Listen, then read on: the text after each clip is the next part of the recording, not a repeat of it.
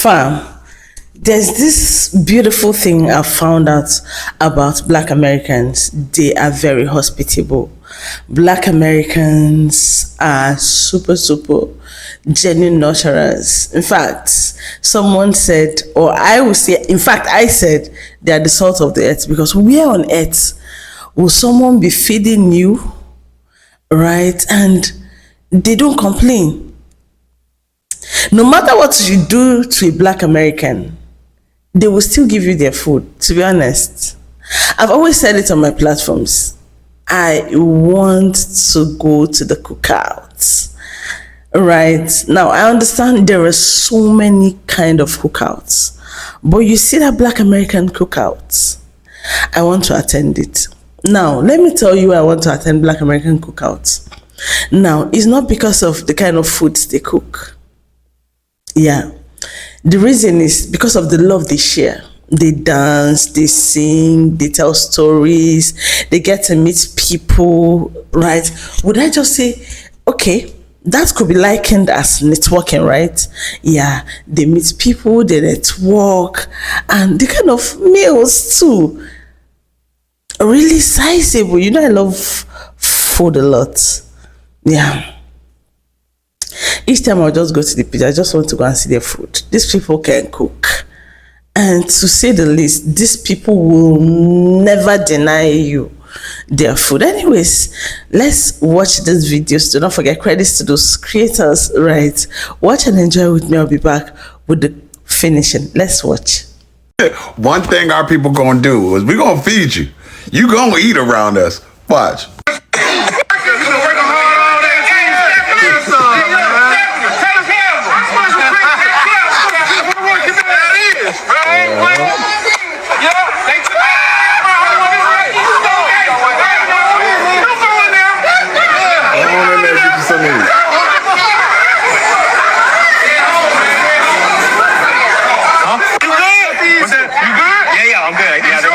Thank you so much. I appreciate y'all flagging me down like that.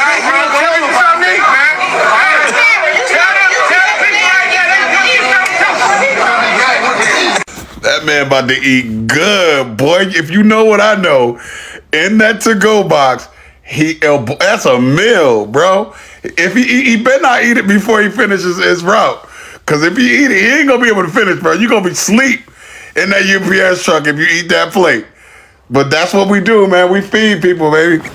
This is one of the best restaurants in New York City, and they're Black owned. Banan, why do you get into the restaurant business? I like torture, I like pain, I like suffering.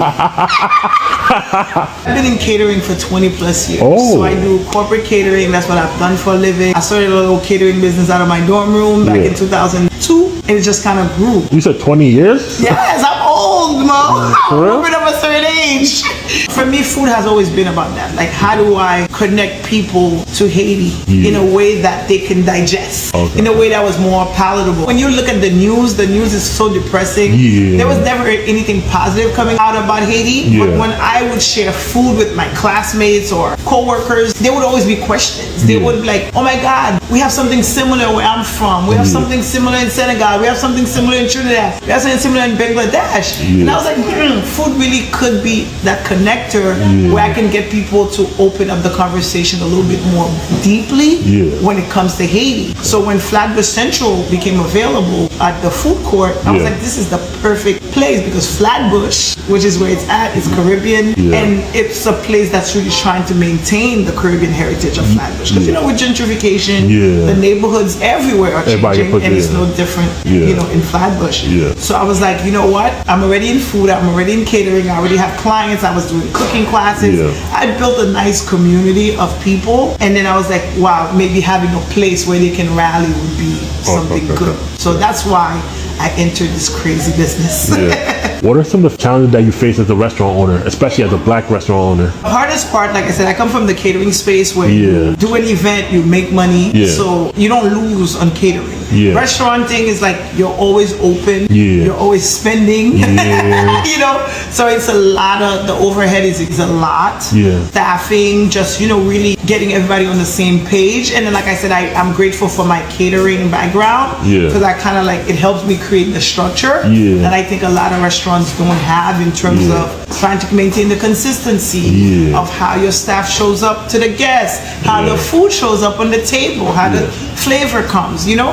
Of course, there'll always be human error. You're dealing with like a lot of moving parts. But for the most part, as you could see with a lot of our reviews, we really do a great job. major. I don't know if I want to say great, but we try. Yeah, because you have 4.9. Yes. Sorry, 700 reviews over here. That's amazing. Because we really do want to be the difference we wanted to see. Like, I love dining out, you know, and I want when people come here, like, it's worth their money. We're living in hard times, you know.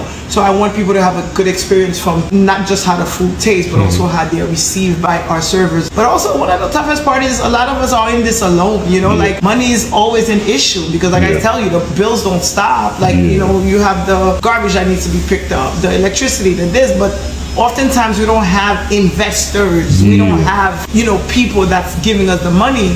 And I think that's why a lot of restaurants are closing because people open up restaurants thinking people are going to come through that door and it doesn't happen. And I always tell people, luckily for me, my investor is my catering business.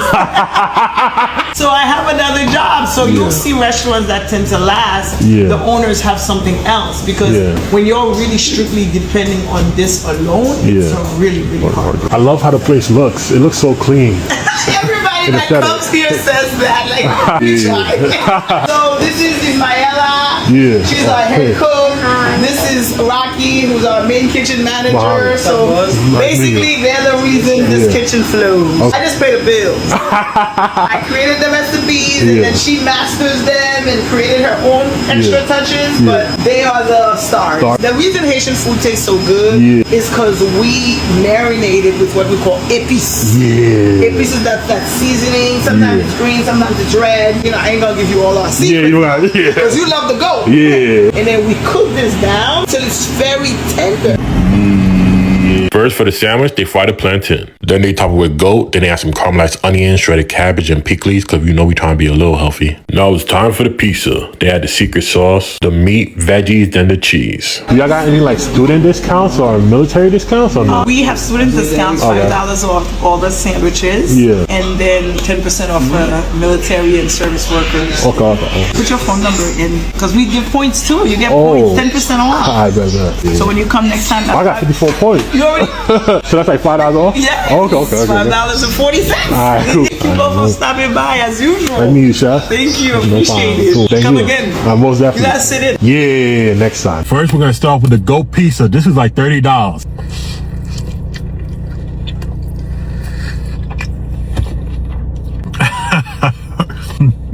I swear to God, this is. Just a little pickles because we trying to be a little healthy. It has that slight goat taste, but like it's nice and seasoned. The peppers, the cheese, the plantains is nice and soft. Just a little sauce because we trying to be a little healthy. You want a bite? Sauce is creamy, acidic, has a good amount of kick to it, savory. The pickles has a nice crunch to it. Look at the crispiness of the meat. I'm loving the caramelized onions. I usually hate peppers, but it adds a nice crunch to it. Like, it goes so well with it. Like, it's hitting every note of flavor, you know? Like, and this is gluten-free if you're trying to be a little healthy. 9.5 out of 10. Let me reload the tongue real quick. You know how to get the tongue ready. A little on the sandwich, a little salad because we're trying to be a little healthy. My only complaint about this thing is the structural integrity of this is kind of like bad. I shouldn't be eating this in the car, but the goat is nice and tender. I like the pizza more, but this is really good. It's hard to beat the pizza because the cheese and the plantain is soft. Because you could tell that she cared about the food because like most spots when they caramelize the onion, they saute it, but she caramelizes the onions. It would have been a 9 if I ate it right away, but it got a little cold. So right now it's like an 8.9 out of 10. The goat looks nice and fried and crispy. I got the dairy John, the sweet plantain or the bun and pizzy. It's nice and shelly, but I wish it had more of a punch of flavor though. You get some of the slaw. It's a little sweet, crunchy. Go. A little rice on top, a little pickles, a little caramelized onions on top. Make a little sandwich going, you know. A little white sauce. Just a little goat gravy. Look at that, chat. Want a bite? That's a 9. It's just heated up. This probably like a 9.1, 9.2. Anyway, try it out and let me know what you think. Mort! All right, y'all, let's get into it. So today we are checking out Big Mama Soul Food out here in Nashville, Tennessee. This was undeniably so good, from the customer service to the food, y'all. I had the pork chop plate with turnips and macaroni. I had to add my hot sauce and get me a bite. Also, y'all, they had chitlins. The chitlins were so good. They also had Kool-Aid, different flavors, y'all. Check them out. And of course, we could not leave without Apostle here ministering to one of the owners, y'all. It was great.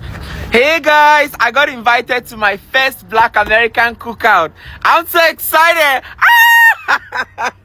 I got a few things to take with me to the cookout. I have diapers from Huggies. I have another diaper box here. Oh, this one is a wipe. It's so heavy. Then this one is another wipe, another diapers that I'm gonna take with me. So I have 2 diapers, 1 Pampers, and I also got vegetable oil. I'm so excited, yeah. You know, they just loving me and they invited me to their cookout. I'm so grateful to God. I'm gonna be updating you guys about the cookout. Hopefully they're gonna play the American song there's those are the ones those I can get enough for you, and then I just is the one. I'm so excited, yeah. Thank you so much. Thank you. This invite came from Instagram. Thank you so much. Hello, welcome back. Did you just see all of that? If you see all of that, please just say hi. I saw it. Honestly, this is really mind-blowing. Honestly, Black Americans are God sent. Yeah, they are God sent. And if no one will say it, I'll keep saying it. Everywhere they go to, they are nurturers. You know, they are really, really kind-hearted people. Right? They are very generous as well. I've tasted them. Yeah, I've tasted them. I've seen like few facially, and conversations with them are really, really very easy. They're not tough people. All right. But you see this food, I'm coming for this cookout. I am definitely coming for this cookout. If you ask me, I'll keep telling you that I'm coming for this cookout. I'd like to hear your thoughts in the comments. Who is inviting me to the cookout? Do not forget to subscribe, like, share these videos to your friend, your family, and everyone. My name is Blessing, or you call me BJ on Global Just to BJ. I'll see you on the next one. Bye, guys.